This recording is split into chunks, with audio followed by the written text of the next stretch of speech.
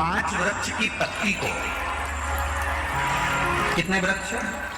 बस 5 वृक्ष की पत्ती और एक श्वेत पुष्प, सफेद कलर का पुष्प अशोक सुंदरी वाली जगह पर लगाकर देवादिदेव महादेव जो चढ़ा देता है, बस निर्मलेश्वर महादेव का नाम लेकर जब चढ़ाया तो कार्य सफलता की ओर अग्रणी है। वो निर्मलेश्वर महादेव। हमने पहले भी कथा में कहा है कि सोमवार की अष्टमी के दिन भूल से भी अगर एक बेलपत्र, एक श्वेत पुष्प शंकर भगवान को समर्पित हो जाता है तो ये मानकर चलें कि आपने कुछ मांगा भी नहीं तो भी शंकर भगवान देने के लिए आपके दरवाजे पर पहुंच जाए। भूलवश सोमवार की अष्टमी के दिन अगर भूलवश भी अगर हमारे हाथ से एक बेलपत्र, एक पुष्प शिव को समर्पित हो जाए तो समझ लो कि कहीं शंकर की उदारता, कहीं शिव की कृपा। सोमवार की अष्टमी के दिन 7 चुल्लू जल या तुम्हारे हाथ में जो लोटा होता है पानी का, उस जल को जब डालते हैं 7 बार धीरे धीरे धीरे धीरे उत्तर की ओर मुख कर कर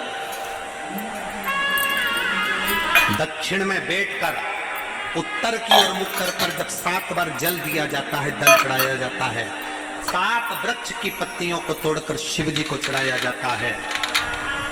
कितना भी कष्ट का समय चल रहा हो, वो कष्ट का समय कट ही जाता है और कुछ अच्छी खबर मिलती जरूर है, कुछ अच्छा मिलता जरूर है। किस नारी का सम्मान सबसे ज्यादा होता है? कहा जो दूसरे के लिए समर्पित है। अर्थात कोई आ गया भूखा, भोजन करा दिया, प्यासा आया, पानी पिला दिया, बहन बेटी आ गई, उनका आदर कर दिया, सम्मान कर दिया, सत्कार कर दिया, कुछ मिलता है। घर में अगर कोई व्यक्ति बीमार पड़ा है, घुटने दुख रहे हो, कमर दुख रही हो, पीठ दुख रही हो, कंधा दुख रहा हो, सिर दुखता रहता हो, आंखों में जलन रहती हो, कोई भी तकलीफ रहती हो, तो सीधी सीधी शिव पुराण कहती है सोमवार के दिन की अष्टमी। कौन से दिन की? सोमवार के दिन अगर अष्टमी पड़ जाए, अष्टमी तिथि, तो 14 दाने चने की दाल के लेकर सोमवार की अष्टमी के दिन उस व्यक्ति पे से 14 बार उतारकर शंकर जी का नाम लेकर शंकर जी के मंदिर में शिव जी पे चढ़ा दो। उस व्यक्ति को शारीरिक कष्ट। सोमवार की अष्टमी के दिन भगवान शंकर को बेलपत्र समर्पित जरूर करना चाहिए, वो भी शाम के समय पर। आप लोग तो जानते होंगे शंकर को बेलपत्र चढ़ाने से किस किस चीज की प्राप्ति होती है, किस किस चीज की प्राप्ति? शिव महापुराण की कथा कहती है एक बेलपत्र यदि शिव को समर्पित करा जाता है तो रिद्धि तुम्हारे घर में प्रवेश कर जाती है। दूसरा बेलपत्र जब हम समर्पित करते हैं तो सिद्धि तुम्हारे घर में प्रवेश कर जाती है। तीसरा बेलपत्र यदि हम समर्पित करते हैं तो श्री गणेश हमारे घर में प्रवेश कर जाते हैं। चौथा बेलपत्र यदि हम समर्पित करते हैं तो भगवान नारायण लक्ष्मी को लेकर हमारे घर में प्रवेश कर जाते हैं। और 5वां बेलपत्र जब हम समर्पित करते हैं तो भगवान शंकर गोरा जी के साथ तुम्हारे घर में प्रवेश कर जाते हैं। 5 बेलपत्र ही जीवन का सुख प्रदान कर देते हैं। छत का मतलब है कि बाबा मेरी दिनों दिन उन्नति करना। बेलपत्री के वृक्ष के नीचे जो अक्षत रखा जाता है वो उन्नति के लिए रखा जाता है। शंकर के शिवलिंग पर जो अक्षत रखा जाता है वो रोग मुक्ति के लिए रखा जाता है। अशोक सुंदरी पर जो अक्षत रखा जाता है वो संतान प्राप्ति के लिए रखा जाता है। षडानंद कार्तिकेय की ओर जो अक्षत रखा जाता है वो हमारे बच्चों की सुख समृद्धि के लिए रखा जाता है। विनायक की ओर, गणेश जी की ओर जो अक्षत रखा जाता है वो हमारे घर में कोई मंगल कार्य आ जाए उसके लिए रखा जाता है। और जो पीठिका होती है जिसपे शिवलिंग रखा होता है, पार्वती जी का हस्तकमल, उस पर अक्षत रखा जाता है तो नारी के अखंड सौभाग्य के लिए रखा जाता है। अक्षत रखने का भी तरीका है कि सोमवार की जो अष्टमी होती है शंकर और पार्वती के मिलन का दिन होता है। साल भर में लगभग 4 या 5 सोमवार की अष्टमी पड़ती है, इससे ज्यादा नहीं पड़ती। अगर घर में संपदा लक्ष्मी नहीं आ रही हो, व्यापार व्यवसाय नहीं चल रहा हो, नौकरी सर्विस नहीं मिल रही हो, बहुत तकलीफ हो, 7 बेलपत्री केसर को घिसकर चंदन बनाकर बेलपत्री पर बीच वाली पत्ती पर ओम लिखना है। दोनों पत्तियों पर भी एक आद्य शक्ति जगदम्बा के नाम की केसर की बिंदी लगाना है, दूसरे में श्री गणेश रिद्धि सिद्धि के नाम की बिंदी लगाना है। शिव जी पर समर्पित करते जाना, शंकर को चढ़ाते जाना। सोमवार की अष्टमी के दिन भगवान शंकर को बेलपत्र समर्पित जरूर करना चाहिए, वो भी शाम के समय पर। शिव और पार्वती के मिलन का दिन होता है सोमवार की अष्टमी। इसमें मां जगत जननी जगदम्बा अपनी 64 योगिनियों को लेकर शंकर भगवान के सामने नृत्य करती है जब सोमवार की अष्टमी पर। जैसे शिवरात्रि का महत्व होता है उसी तरह सोमवार की अष्टमी का महत्व होता है। जब 64 योगिनियां माता शंकर भगवान के सामने नृत्य करती हैं, तब भगवान शिव उठकर खड़े होकर उन 64 योगिनियों को अपने हस्त कमल पर धारण करते हैं, और हस्त कमल पर धारण करते हैं तब उन 64 योगिनियों को लक्ष्मियां प्रदान करती है। लक्ष्मी माता को वो 64 योगिनियां दी जाती है। लक्ष्मी मैया उन 64 योगिनियों को भगवान विष्णु के पास लेकर जाती है। भगवान नारायण उन 64 योगिनियों को ब्रह्मदेव के पास लेकर जाते हैं। उन 64 योगिनियों को ब्रह्मा जी ब्रह्माणी को प्रदान करते हैं। ब्रह्माणी उस 64 योगिनियों को ले जाकर माँ जगत जननी आद्य शक्ति को देती है। आद्य शक्ति उन 64 योगिनियों को ले जाकर शिव को समर्पित करती है। शंकर भगवान की कथा कहती है, सोमवार की अष्टमी पढ़ने वाले दिन अगर बेलपत्र पर केसर का भाग लगाकर, ओम लिखकर केसर का ही तिलक लगाकर माँ आद्य शक्ति गणेश जी रिद्धि सिद्धि के नाम से 7 बेलपत्र शिव को समर्पित कर लाल वस्त्र में उसको बांधकर, जिसका व्यापार व्यवसाय या नौकरी सर्विस नहीं हो, बहुत कष्ट चल रहा हो, बहुत जिंदगी में दुख चल रहा हो, उसको 2-1 महीना रख कर देखो, बाबा लाइन लगा देगा आपकी संपदा की ओर, आपका हाथ पकड़ देगा। सोमवार की अष्टमी शिव को रिझाने की होती है, भगवान शंकर को मनाने के लिए, शिव को प्राप्त करने का एक साधन। ब्राह्मणों की पत्नी को अच्छा नहीं लगा हिल्या को देखकर, ईर्ष्या जाग गई। ब्राह्मणों में ईर्ष्या नहीं थी, गौतम बाबा को देखकर भी, उनकी धर्म पत्नी को देखकर भी ईर्ष्या नहीं, पर ब्राह्मणियों की ईर्ष्या जागृत हो गई। अब जब ईर्ष्या जागृत हो गई तब ब्राह्मणियों ने अपने अपने पतियों से कहा, सुनो, ये गौतम ऋषि की पत्नी और गौतम ऋषि हमारी भूमि पर नहीं रहना चाहिए, इनको धक्के मारकर निकाल दो, ऐसा कुछ करो कि इनका पद प्रतिष्ठा इज्जत सम्मान सब घट जाए। कुछ ऐसा करो कि इनकी पद प्रतिष्ठा इज्जत मान सम्मान कुछ घट जाए, करो कुछ ऐसा। अब क्या करा जाए ऐसा कि पद प्रतिष्ठा इज्जत सम्मान चले जाए? तो ब्राह्मणों ने भगवान श्री गणेश जी महाराज का आवाहन किया। गणेश जी महाराज का आवाहन कर कर गणेश जी की स्मरण पूजन करी। स्मरण पूजन कर कर गणेश जी महाराज प्रकट हो गए। गणेश जी ने कहा, मांगो ब्राह्मणों, तुम्हें क्या चाहिए? ब्राह्मणों ने कहा, बस एक काम कर दो कि ये गौतम बाबा के ऊपर गौ हत्या का दोष लग जाए, ऐसा कुछ कर दो। गणेश जी ने पूछा कि ये बताओ कि गौतम ऋषि ने तुम्हारा बिगाड़ा क्या? गौतम ऋषि ने क्या कह दिया? गौतम ऋषि ने शब्द कह दिया, गौतम ऋषि ने गाली दे दी, गौतम ऋषि ने अपशब्द कह दिया, या माँ अहिल्या ने कोई अपशब्द कह दिया, या ताना दे दिया हो, या अपशब्द कह दिया हो, या आड़ी टेढ़ी बात कह दी हो, तो बात तो सब। ना तो गौतम ऋषि कुछ बोले हैं, ना मां अहिल्या कुछ बोली हैं, फिर क्यों ये गौतम ऋषि पर अपशब्द कहना? केवल ब्राह्मण की धर्म पत्नियों का ये विचार नहीं था।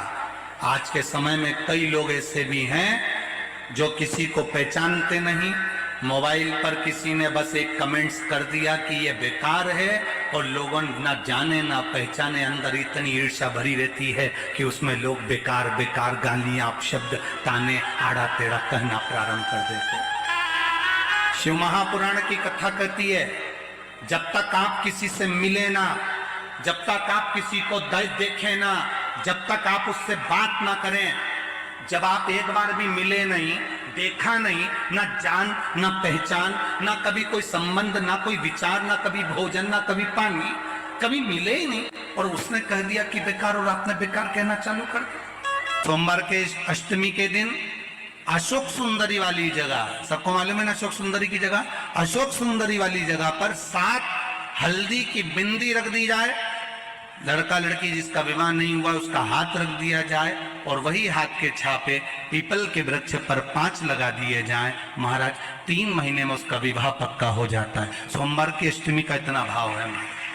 सोमवार की अष्टमी का मतलब जिस दिन शंकर और पार्वती के मिलन का दिवस हो, और केवल एक माता पार्वती के अकेले मिलन का नहीं, 64 योगनियां तक भगवान शंकर से मिलने के लिए आती है।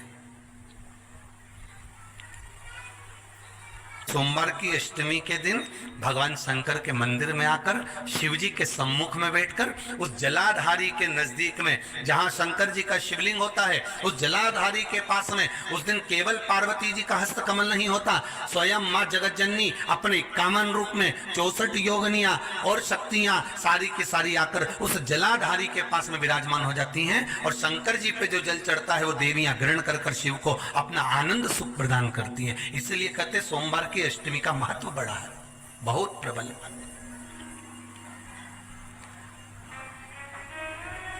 अभी तो कहेंगे 1 लोटा पानी चढ़ाने से पीछे मत हटना। सोमवार की अष्टमी के दिन शंकर के मंदिर जरूर जाना, बेलपत्र जरूर चढ़ाना, बाबा से विनय जरूर करना, निवेदन करना, बाबा को पूजन करना, घी का दीप लगाना और बाबा से विनय करना, बाबा मेरी ये मनोकामना है, मैं तो आपके चरणों में समर्पित करने के लिए आई, मेरी ये विनती को स्वीकार करो।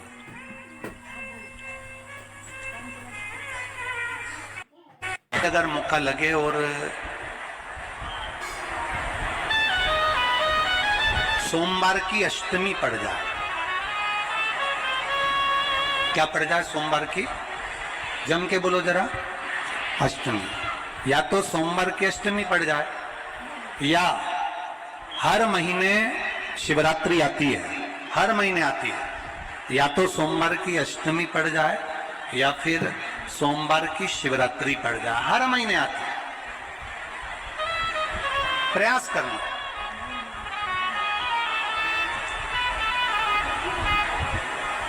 कहीं से देसी गाय का दूध मिल जाए, थोड़ा सा दूध देसी गाय का मिल जाए, थोड़ा सा,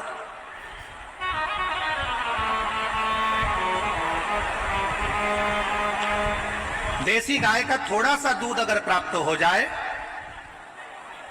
बेलपत्री के पत्ते से दूध कटोरी में लेकर, मात्र बेलपत्री के पत्रे से एक बूंद अगर दूध, आप 1 बूंद अगर ज्यादा ना मिला हो, 1 चम्मच भी अगर आपको दूध देसी गाय का मिल गया हो, और सोमवार की अष्टमी पड़ जाए या सोमवार की, जम के बोलो, शिवरात्रि पड़ जाए, उसमें केवल अगर देसी गाय का दूध मिल जाए, जर्सी गाय का नहीं हो, देसी गाय का अगर दूध मिल जाए, बेलपत्री के पत्ते से, तुम्हारे घर के अंदर अगर शिवलिंग है या मंदिर में शिवलिंग है या तुम्हारे नजदीक में कोई शिवलिंग है, उस पर बूंद बूंद, एक बूंद अगर शिवलिंग पर दूध समर्पित कर रहे हो, श्री शिवाय नमस्तुभ्यम, नमः शिवाय, या षडाक्षर मंत्र ओम नमः शिवाय, या 33 अक्षर का मंत्र महामृत्युंजय मंत्र, इसका स्मरण कर कर शिव जी पर देसी गाय का दूध समर्पित कर कर इस बेलपत्री को अशोक सुंदरी वाली जगह पर अगर आप समर्पित कर देते हैं, फिर आप जिस भी चीज के लिए अप्लाई करें, मेरा देवाधिदेव महादेव आपका हाथ पकड़कर खींचकर आगे बढ़ा ही दे। मेहनत करना, कर्म पूरा करना, पढ़ाई अच्छी करना, और पढ़ाई के साथ में विद्या अध्ययन करने के साथ में अच्छी मेहनत के साथ में देसी गाय का दूध भगवान शंकर को समर्पित करना, भगवान शंकर को समर्पित करना, देसी गाय का दूध धीरे धीरे धीरे धीरे समर्पित करना, भाव के साथ आप समर्पित करें, बड़े रास्ते से आनंद से धीरे धीरे जब आप समर्पित करेंगे, बेलपत्री वही दूध में सनी हुई बेलपत्र अशोक सुंदरी वाली जगह पर, उस समय पर डंडी का भाग शिवलिंग की ओर नहीं होना चाहिए। उस समय पर डंडी का भाग जहां से पानी बहकर जाता है अशोक सुंदरी की ओर से, वहां पर होना चाहिए। कार्य में सफलता मिल। महापुराण की कथा एक बड़ी सुंदर बात कहती है कि सोने का जो डब्बा होता है, थोड़ा ध्यान देंगे आप लोग तो आपके स्मरण में आ जाएगा। जिस डब्बी में आप सोने की अंगूठी रखते हो, जिस डब्बी में आप सोने की लौंग रखते हो, जिस डब्बी में सोने का कोई सामान रखते हो, उसमें चांदी नहीं रखी जाती। किस किस ने सुन रखा है? कभी सुना होगा, आप लोगों के स्मरण में होगा कि सोने की जो डब्बी होती है उसमें चांदी नहीं रखते, मतलब चांदी के साथ सोना नहीं रखा जाता। सोने के साथ चांदी नहीं रखी जाती, चांदी के साथ सोना नहीं रखा जाता। अगर किसी ने सुना होगा, आप लोगों में से कितने लोगों ने सुना, जरा हाथ उठाओ जरा, सुना है ना? सुना। अब वो प्रसंग जो हमारी आप लोगों की दादी सास कहती थी, सास कहती थी, आपके बुजुर्ग कहते थे कि सोने के साथ चांदी मत रखो, चांदी के साथ सोना मत रखो, कभी उसका प्रसंग अपने दिमाग में लिया कि ये प्रसंग कहां से आया? तो ये प्रसंग अगर कोई तुमसे पूछे तो आप उत्तर दे सकते हो। तारकासुर के 3 पुत्र की 3 पुरियां सोना, चांदी और लोहे की थी। इन 3 पुरियों को भगवान शंकर ने भस्म किया। अर्थात जिस डब्बी में सोना रखाता है और जिस डब्बी में उसी में चांदी रख दी जाती है, और स्त्री या पुरुष उस सोने को अपने शरीर पर धारण करता है या उस चांदी को अपने शरीर पर धारण करता है, उसकी आयु क्षीण होती चली जाती है। कई लोग कहते हैं इनकी तो उम्र अच्छी थी, फिर ये ऐसा क्यों हुआ? जरूर सोने की डब्बी में चांदी अगर रखी गई है तो उसमें उस चांदी की चीज को महिला ने अपने पैर में पहन लिया, बिछुड़ी पहन ली, अंगूठी चांदी की पहन ली, उसमें सोना भी था, वो सोना पति ने पहन लिया, तो उसमें आयु की क्षीणता हो। डब्बी खाली है, उसमें सोना रखा है, मना नहीं। डब्बी खाली है, उसमें चांदी रखी है, मना नहीं। पर दोनों चीज एक साथ अगर रखी है तो हमारे शास्त्र वर्णन नहीं करता उसने। कहा मन में आ गया, शिव जी ने 7 कर बाण छोड़ दिया, 3 पुरियों को भगवान भोलेनाथ ने भस्म कर दिया। 3 पुरी, अब 3 पुरी एक साथ भस्म हो गई। 3 पुरी को भस्म करा, इसलिए भगवान शंकर का नाम जम के बोलो त्रिपुरारी हो। क्या नाम पड़ा? 3 पुरियां तो भस्म हो गई, पर ये 3 असुर अभी हारे नहीं है। आक्रमण करा। देवाधिदेव महादेव ने भी देवताओं से कहा तुम सब पशु बन जाओ, मैं तुम्हारा पति बनता हूं। तुम सब पशु बनो, मैं पति बनता हूं। कहते हैं शिव जी का नाम पशुपतिनाथ हुआ। बड़े नंदी का रूप लेकर 33 कोटि देवताओं को छोटा पशु बनाकर भगाया। शंकर भगवान ने तीनों असुरों को एक साथ इकट्ठा करा। तारकाक्ष, विदुमाली, कमलाक्ष इकट्ठे हुए। शिव जी ने अपने बड़े नुकीले सींग से तारकाक्ष, विदुमाली को जैसी मारा, कमलाक्ष के पीछे से निकलकर फरसा उठाकर शंकर जी का सिर काट दिया। कटते से ही भगवान शंकर का सिर नेपाल में गया तो डोलेश्वर महादेव पशुपतिनाथ के नाम से विख्यात हो गया। बोल पशुपतिनाथ भगवान की। सोचा ये आज नहीं मरे तो फिर नहीं मरेंगे। शंकर भगवान तुरंत अपने असली स्वरूप में आए, त्रिशूल उठाया, तारकाक्ष, विदुमाली और कमलाक्ष को पीछे से भगवान शंकर ने मार दिया। तीनों जय जयकार हो गई। शंकर भगवान ने तारकासुर के 3 पुत्रों को मारते समय शिव जी के 2 नाम प्रकट हो गए, एक त्रिपुरारी और दूसरा पशुपति। एक त्रिपुरारी नाम हुआ, एक पशुपतिनाथ नाम हुआ। देवता प्रसन्नचित्त हो गए, आनंदित हो गए। ये 4 जगह ऐसी है जहां पर यदि आपका अपमान हो जाए तो समझ लेना कि भगवान की कृपा हो। 4 जगह शिव महापुराण की कथा में तारकासुर के 3 बेटे तारकाक्ष, विदुमाली और कमलाक्ष की कथा कह रही है। शिव महापुराण की कथा कह रही है। शिव महापुराण की कथा जो वेद व्यास जी ने वर्णन करी है, 4 स्थान ऐसे हैं जहां पर यदि आपका अपमान हो जाए तो समझ लेना कि भगवान ने तुम पर कृपा करी। 4 स्थान। पहले नंबर का, माता, घर की माँ अगर तुम्हारा अपमान कर दे, अपशब्द कह दे, ताने दे दे, गाली दे दे, आड़ा टेढ़ा बोलकर तुम्हारा अपमान कर दे, तो समझ लेना कुछ परमात्मा की कृपा हुई है, तेरा भाग्य चमकने वाला। दूसरे नंबर पर पिता, घर का पिता अगर आपका मान लो किसी भी रूप में अपमान कर देते हैं